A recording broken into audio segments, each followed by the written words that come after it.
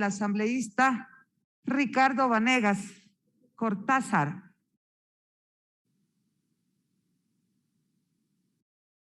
Señora presidenta, señores asambleístas, el tema que nos trae el día de hoy es de una enorme importancia para el país, porque el perjuicio ocasionado a la ISPOL es de 990 millones de dólares, dinero que fue recogido a base de las aportaciones que hacían 97,000 familias de policías nacionales para sus cesantías y jubilación. Por la falta de control de la Superintendencia de Compañías desde el año 2014, como va a ser explicado a continuación, se ha originado un perjuicio de tal magnitud que los policías nacionales en servicio activo y en servicio pasivo en el Ecuador no pueden acceder a préstamos hipotecarios y tampoco a atención médica, que es un derecho que tienen y por el que han pagado durante toda su vida de aportación a la institución policial. Le pido, señora presidenta, que disponga que se coloque en la pantalla el video que ha acompañado. Señora presidenta.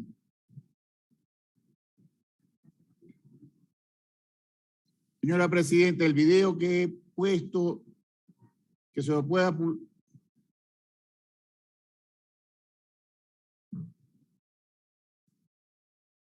Señora presidenta, por tercera ocasión le pido que autorice colocar el video en la pantalla. Proceda, señor secretario. Con su autorización procedemos con la reproducción solicitada.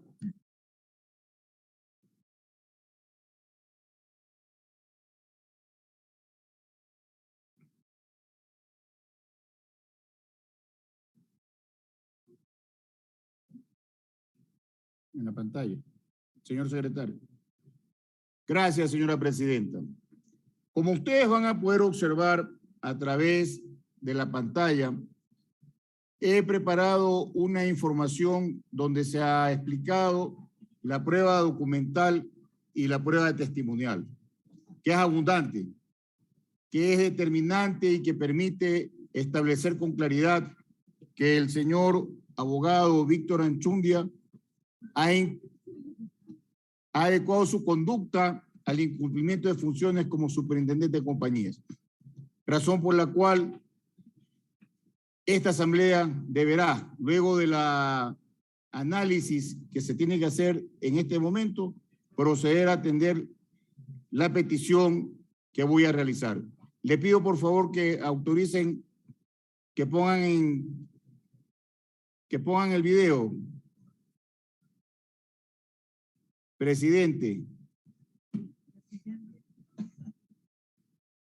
Proceda, secretario.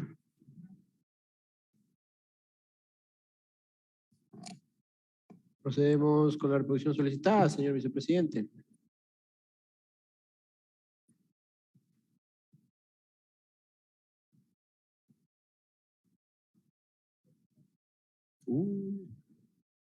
Vicepresidente, tenemos un pequeño inconveniente técnico en la reproducción del video. Si nos regala un minuto, por favor, al fin de solventarla. Correcto.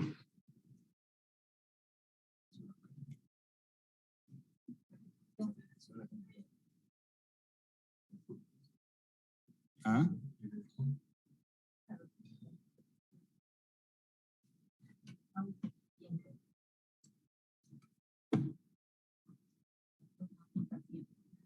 No, yo soy tranquilo.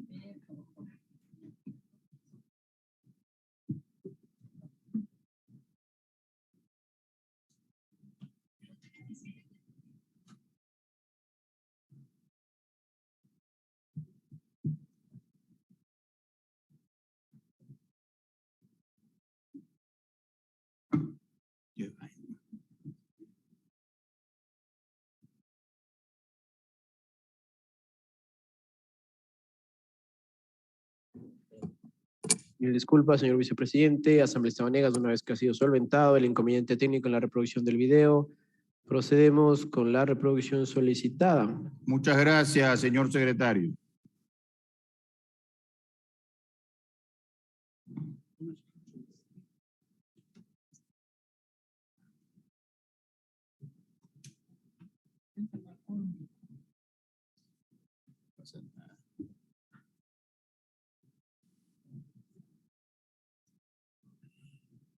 Gracias, señor secretario. Ya podemos empezar, ¿no? En las gráficas que ustedes están observando, señores asambleístas, pueden ir viendo cómo desde el año 2014 hasta el año 2020 se produjeron varios hechos. Desde que empezó la emisión de los títulos o los bonos, que empezaron a generar una cantidad de perjuicios, empezando con el de 84 millones de dólares que lo hizo el ISPOL a través de Val Pacífico. Ya ahí debió haber habido una primera alerta que no se tomó en cuenta. Esos 84 millones de dólares fueron, ya que está de moda esto, la caja de Pandora, que abrió esa caja y comenzaron a venir más inversiones en los mercados de valores, que originaron, como se va a ir dando cuenta la explicación, desembolsos de dineros. Esta primera operación, que se hizo el 24 de octubre del año 2014, fue por 94... Los tres primeros segmentos, la operación mal llamada swap, por 327 millones de dólares a través de una cosa que se llamó swap y que no era una operación conocida y aceptada en el mercado de valores a nivel internacional. En esa segunda operación ya aparece el famoso Jorge Cherres, conocido como el Mago, mientras que en la primera ya estaba Héctor San Andrés. Quienes eran parte del consejo directivo del ISPOL no tomaron las precauciones al cambiar los bonos de deuda interna que vencían y que eran solventados económicamente y los transformaron en deuda pública, en bonos públicos, bonos puros que ellos los llaman, que no tenían ningún tipo de sustento. Para que ustedes tengan una idea, esos 327 millones de dólares que se entregaron en el año 2015, hoy se encuentran incautados en el Banco Central a base de acciones judiciales que se iniciaron en el año 2019. Y de esos 327 millones de dólares, solo existen 260 millones de dólares. Y solo existen en papeles y ni siquiera están, por así decirlo, a nombre del ISPOL o bajo el control del ISPOL. Están en una pelea judicial para recuperar un bono, un papel que representaba dinero en efectivo el año 2015 y que pudo haberse cobrado ese año. ¿Qué es lo que buscaban las autoridades policiales en ese momento del ISPOL? Hacer una inversión para ganar más dinero.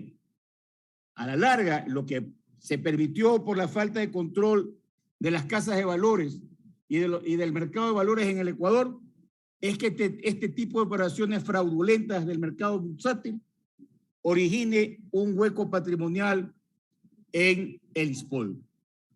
Continúe, por favor, el video.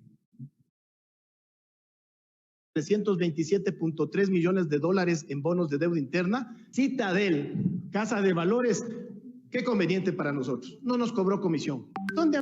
El ISPO le entrega los 327 millones de bonos de deuda interna. ¿Saben cómo está registrado en el Banco Central? De manera manual. La explicación que nos dicen es que ese día se fue el sistema. Esperen, no registren pues. Le registran manualmente. Rol del señor Diego Martínez, que también tiene que explicar esto, ¿no? Pero además termina el ISPOL cediendo estos bonos de deuda interna a nombre de Napscunco LLC, que es una filial de Citibank.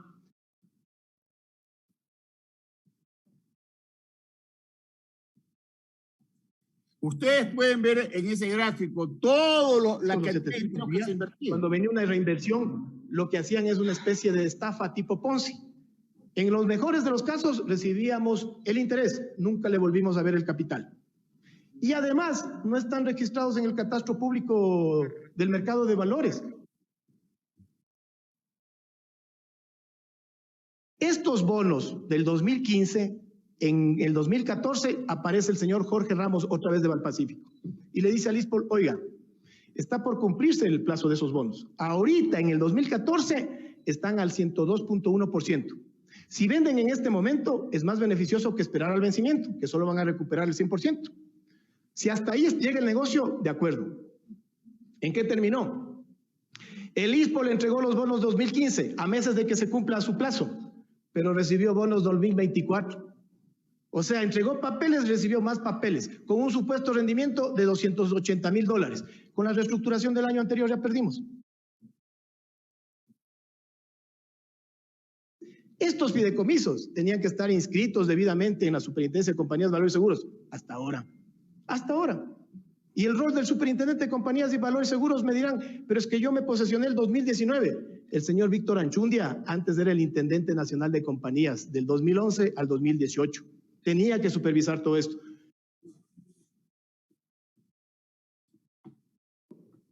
Los terrenos inmobiliarios que les manifestaba yo, por darles un ejemplo. Anchamaza es una hacienda en el sector sur de Quito, en Uyumbicho. Catastralmente vale $500,000. Hicimos un avalúo comercial, nosotros, la parte, por 3,5 millones. Está en investigación previa. Y hay...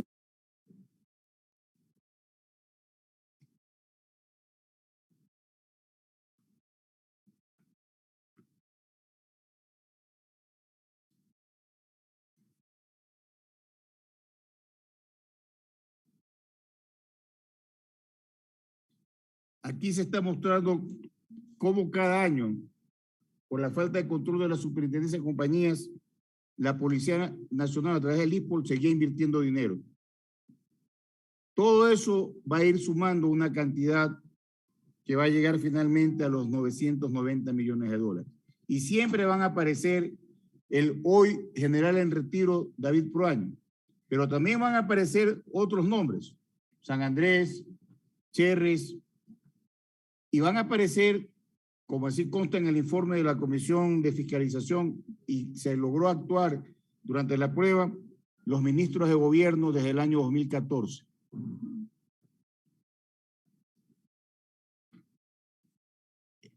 Este año, el año 2019, se hace la primera intervención de la empresa Ecuagran y del Corp.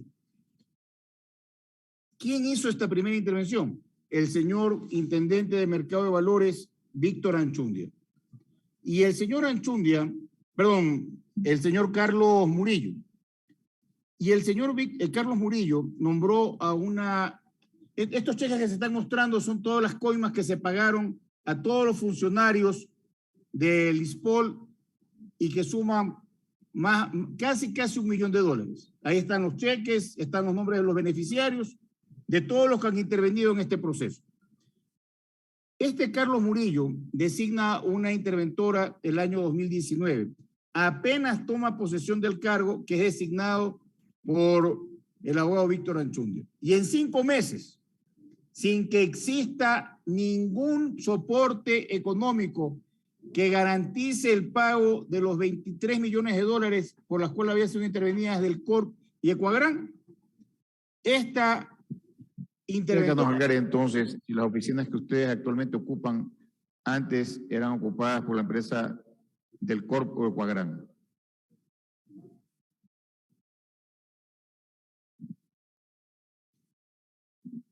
Es correcto, eran ocupadas por la compañía del Corp, no Ecuagran. Póngale una pausa, secretario, un ratito, para ir explicando. Por favor. Una pausa. Fíjense ustedes, asambleístas. Les decía que el año 2019 se hace la intervención. Se hace la intervención y se emiten unos pagarés, unas letras de cambio, a través de una empresa que también era de los dueños del Corp y Ecuagran. Me refiero al señor Goldstein y del señor Huerta y del señor Weison. Y ellos crean una nueva empresa que se llama Fertisolubles, que tenía 8 días de creada con $800 de capital y a través de la empresa Suma Rating, que es una calificadora de riesgos, admiten que se emitan 2 letras que suman alrededor de $30 millones, 15 millones para cada una de las empresas. Esta operación es la que permite que en 5 meses de intervención y sin que entre un solo centavo de esa deuda, el señor intendente de Mercado de Valores de aquella época, el señor Carlos Murillo, disponga que se levanten las intervenciones, se saque a la liquidadora y que se emitan esas letras de cambio que habían sido calificadas por esta calificadora de riesgos, con lo cual se originó un nuevo perjuicio de $24 millones, pero también permitió que se inicie, que se emitan nuevos títulos, perjudicando por $30 millones más. Todo eso está demostrado. Le pido que continúe. Ustedes están viendo aquí al abogado de la empresa Del Corp, que terminó quedándose con las oficinas de Del Corp que funcionan en un edificio nada más y nada menos que en San Borondón, en un lugar exclusivo en San Borondón. Es decir, el abogado que ellos contrataron, que era además primo de la mujer de Goldstein, terminó quedándose con 500 metros cuadrados de ese segundo piso de esas oficinas donde funcionaba Del Corp y hoy funciona el estudio jurídico Pino Elizalde. ¿Dónde funcionaba esta empresa Ecuagran y Del Corp?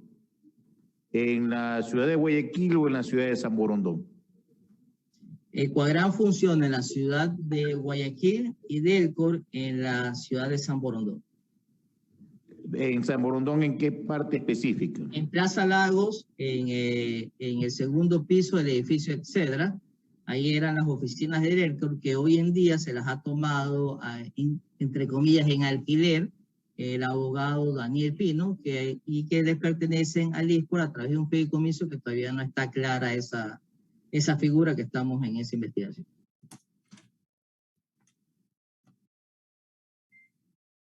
Quiere decir que el estudio jurídico Antonio Pino Elizalde se han quedado con las oficinas del Corp. No se han quedado, se han posesionado en las oficinas. Ellos, en el momento que huyen, Galgoste y Huerta, que eran los que estaban en las oficinas de Del Corp, en agosto, ellos estaban en el primer piso, le alquilaban unas oficinas del primer piso y se pasan al segundo piso y ahí hacen con la fiduciaria, porque como todos ellos lo aportaban, esas oficinas estaban aportadas a un fideicomiso en Latin Trust, firman un contrato de arrendamiento a 5 años, que si es que se lo saca hay que pagarle el arrendamiento por 1 año. O sea, tengo que darles plata para poderlo sacar. Por 2 años, perdón. Tengo que darles el alquiler por 2 años para poderlo sacar. O sea.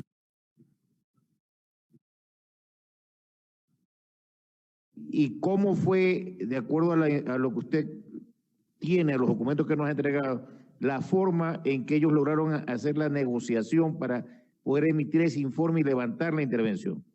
Creando una compañía paralela llamada Fertisolubre, haciendo una nueva emisión de facturas comerciales negociables y luego hacer un canje de facturas. ¿Esa empresa Fertisolubles a quién pertenecía? Al mismo grupo empresarial, era otra relacionada a este grupo.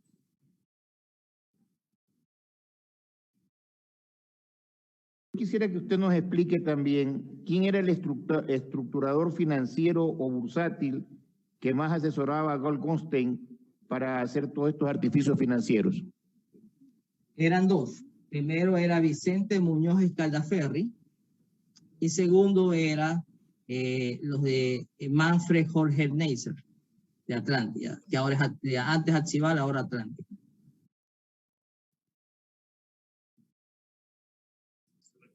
¿Puede decirnos cuándo Goldstein se fue del país? A mí me otorgaron el poder el 3 de agosto del 2020. No recuerdo exactamente la fecha, pero creo que fue una semana después que el señor Goldstein viajó al exterior. Y sí debo aclarar que la superintendencia puso en liquidación la compañía en noviembre del 2020, no del 2020. fideicomiso. Las acciones ya estaban en el fideicomiso a nombre del fideicomiso y del fideicomiso pasaron a Nitron. Las acciones ya no estaban a nombre de Delco. Ese 40% estaba en el fideicomiso, a nombre del fideicomiso. Y del fideicomiso se las dan a Nitron, el fideicomiso Nitron lo ejecuta, muestra que no le ha pagado. ¿Quién muestra? Nitron. Y las acciones se ponen a nombre de la empresa Nitron.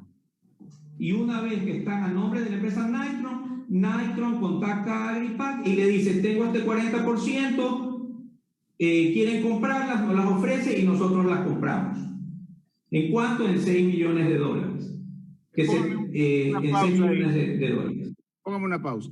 Vean, señores, esto es tan grave lo que fue pasando en estas operaciones y la falta de control de la Superintendencia de Compañías desde que ya estaba en funciones el señor abogado Anchundia, que esta empresa Agripac, que tenía el 50% de las acciones de otra empresa que se llama Store Ocean, donde el 40% le pertenecían a Delcorp y que habían sido entregadas en fideicomiso a favor de la empresa Nitron.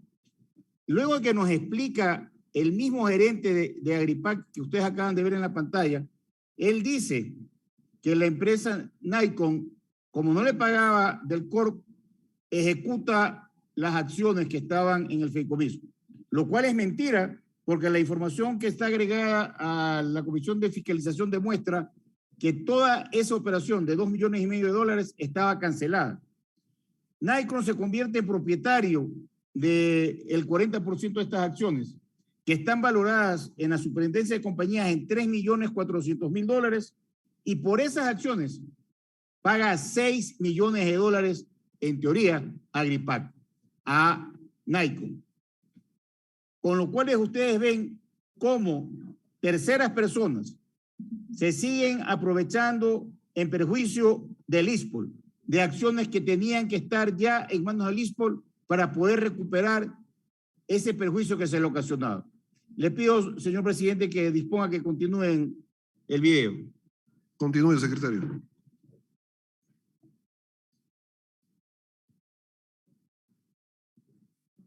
La palabra coludidos se refiere que en esto participaron también funcionarios de la Superintendencia de Compañías con los que ofertaron las inversiones a la Policía Nacional. Participaron muchas personas, doctor. No solo Cherry, muchas personas, así como participaron personas al interior de la Policía Nacional, los cuales ya no están en la institución. Esto no se podía hacer solo.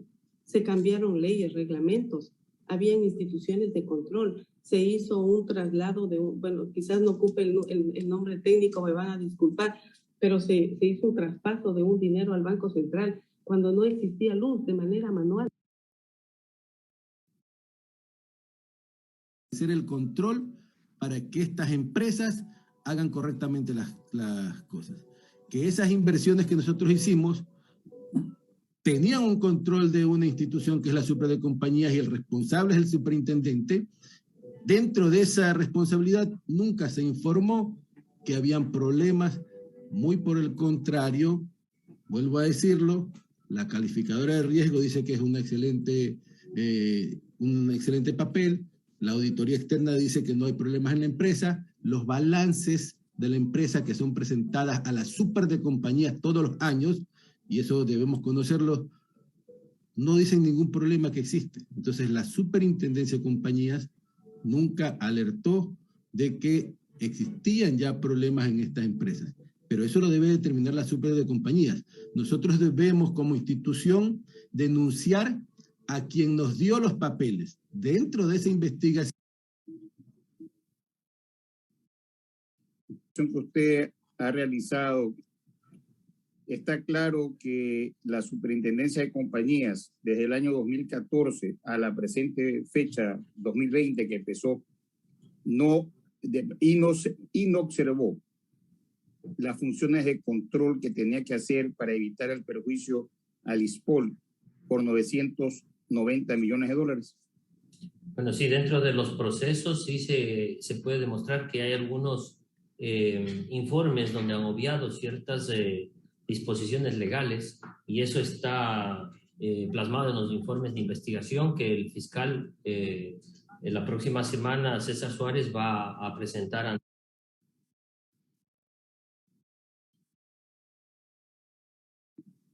En honor a la verdad, fueron decisiones tardías. Ya se había cometido el daño, porque si se hubiesen hecho antes, la policía, la ISPOL no estaría perjudicada en 990 millones de dólares. Tiene usted toda la razón, señor asambleísta. Tienen un retraso como de 10 años esas decisiones. Que dependen de esa superintendencia incumplieron sus funciones de control y ocasionaron por ese incumplimiento el perjuicio del que es objeto actualmente el ISPOL. Con su venia, señor presidente. Proceda, por favor. Gracias, un saludo asambleísta. Escuché un poco entrecortada la pregunta, pero al final imagino iba orientada al sentido similar a los otros comparecientes. Sí, yo en lo personal considero que hubo un acto, una omisión, un acto negligente por parte del superintendente de compañías y el intendente de ese entonces. Si es que es así, yo me ratifico. Pero sí había en el medio, en el mercado, una resistencia al cambio, ¿no? Entonces... O sea, hay una resistencia al funcionario que hace las cosas correctamente. Eso es lo que usted me está queriendo decir. Probablemente. Bueno, usted renunció por eso. Sí. Entonces no es probablemente, es una certeza. Sí. Muchas gracias, señor presidente. Póngale una pausa, presidente, por favor. Señores, cuando el año 2020, la general Tanya Varela y varios generales y también los directores del ISPOL se acercaron donde el señor Víctor Anchundia y le dijeron: desde el año 2018 usted está en funciones de superintendente de compañías y desde el 2019 usted ha asumido las funciones y usted no ha hecho nada. Y ahora de se vale, no tiene, como han dicho, en custodia los títulos valores que son de la policía.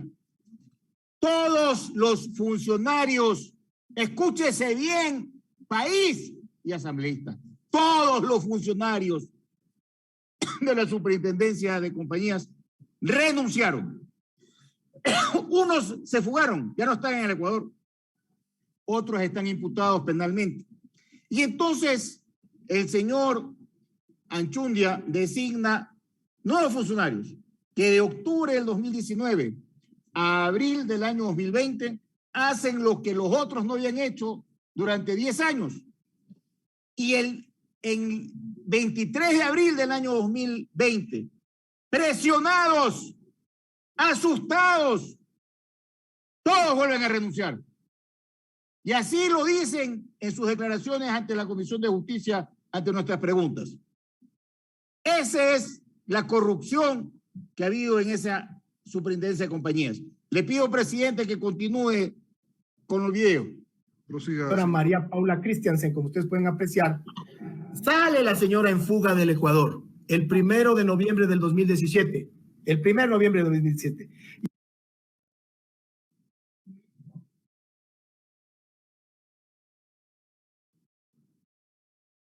¿Usted se posesionó qué día de superintendente de compañías? De superintendente de compañía titular, marzo del 2019. Y antes de eso, ¿qué función desempeñaba en la superintendencia de compañías? Estaba de intendente de compañías. ¿Desde qué fecha? A ver, será es de 2011, enero del 2011. ¿Y usted es funcionario de carrera desde qué año? 1989.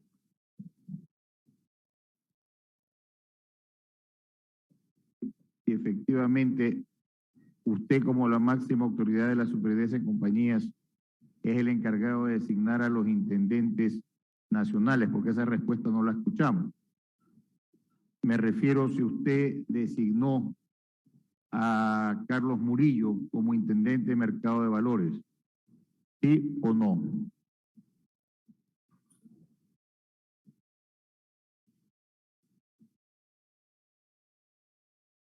Sí, escucho la pregunta, doctora Anchute. Señor presidente, contesto entonces. Sí, yo lo nombré. Un ratito, póngame pausa ahí. Señores asambleístas, el señor Anchundia ha reconocido ante la comisión que él designó a Carlos Murillo. Y Carlos Murillo, que era el intendente de Valores, es el que dispuso la intervención de la empresa del Corp y Ecuadrán el año 2019.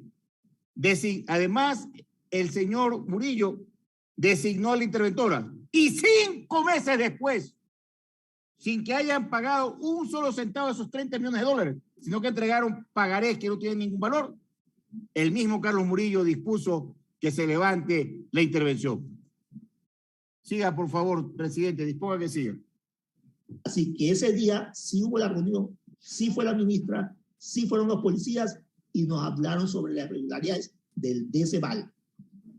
No, pero sí recibimos la visita de la ministra con varios oficiales en donde nos comunicaban que el DECEVAL no les había contestado los requerimientos que ellos habían hecho y que luego le habían dado un certificado que tenían esos bonos bajo custodia y fueron a preguntarnos. Ahí nosotros, como lo indiqué en la exposición, nos comenzamos a enterar de las irregularidades fuera del mercado que estaba haciendo el DECEVAL. Ya, los informes, como le indicaba, los lleva el intendente de cada una de las áreas. Me los copian a mí. Pero esos informes, la primera interventora no los vi. Ya cuando estaba Silvia Solano, era un tema emblemático y tenía que hacer el seguimiento y por tanto estaba yo al tanto. Pero quiere decir que solamente los temas emblemáticos son los que usted puede ver. Y o sea, no son emblemáticos. Son los temas que ya Póngale un pausa. Porque hay compañías. Señores asambleístas, ustedes acaban de escuchar. Mientras no era emblemático, mientras no salía en la televisión, mientras no lo fueron a visitar los señores generales de la policía, él recibía los papeles y no hacía nada. Tenían que ir a decirle, ¿sabe que haga su trabajo? Para recién comenzar a hacer algo. Claro, él ha presentado las denuncias penales contra todos, menos contra los funcionarios de la superintendencia, que son los causantes de todos estos problemas, incluido él mismo. Continúe, señor presidente. Que son de trámite, que hay que hacer un seguimiento y control. Entonces, para eso hay cada intendente en cada área.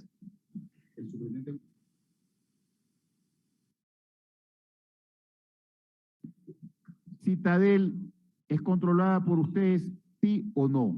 Sí. Sí. Sí, ¿verdad? DECEVAL es controlada por ustedes, ¿sí o no? Sí. ¿Perdón? Sí. Sí, sí. Suma Ratings es controlada por ustedes, ¿sí o no? Sí. Del Corp, Ecuadrán, ¿son controladas por ustedes, sí o no? Sí. Entonces, ¿qué? ¿Cómo que entonces qué? Disculpe. No tengo nada más que preguntar al señor presidente. Señor presidente, póngale un pauseso. Póngale el pause. Bueno, ustedes acaban de escuchar aquí al superintendente de compañías. Todas las empresas eran controladas por la superintendencia. O sea, por él. Y por los intendentes que él designaba. Y todavía tiene el atrevimiento de decirle a la Comisión de Fiscalización y a esta Asamblea y al Ecuador. ¿Entonces qué? ¿Cómo entonces qué? Si esa es la obligación que tiene como funcionario público. Si él hubiese hecho su trabajo, si todos los intendentes hubiesen cumplido con sus obligaciones, no habrían en este momento 990 millones de dólares de prejuicio en el ISPOL y muchos más millones en otras empresas e entidades como la de los maestros que habló hace un momento el representante de la Asociación de Maestros del Ecuador. Le pido, señor presidente, que continúe con el video. Me informa que ha terminado el video, doctor Vanegas. Terminó ya el video. Gracias entonces, señor presidente. Miren, nosotros aquí hemos tratado de simplificar una información que es abundante y lo he hecho utilizando la tecnología. A confesión de parte, relevo de prueba, dice el Código Civil. Aquí todos han aceptado sus responsabilidades y además que los hechos ocurrieron. Todos los principales periódicos del Ecuador, así como los canales de televisión, se han hecho eco de este juicio político. Y quiero ser claro en esto, señores asambleístas y señor presidente. De acuerdo al artículo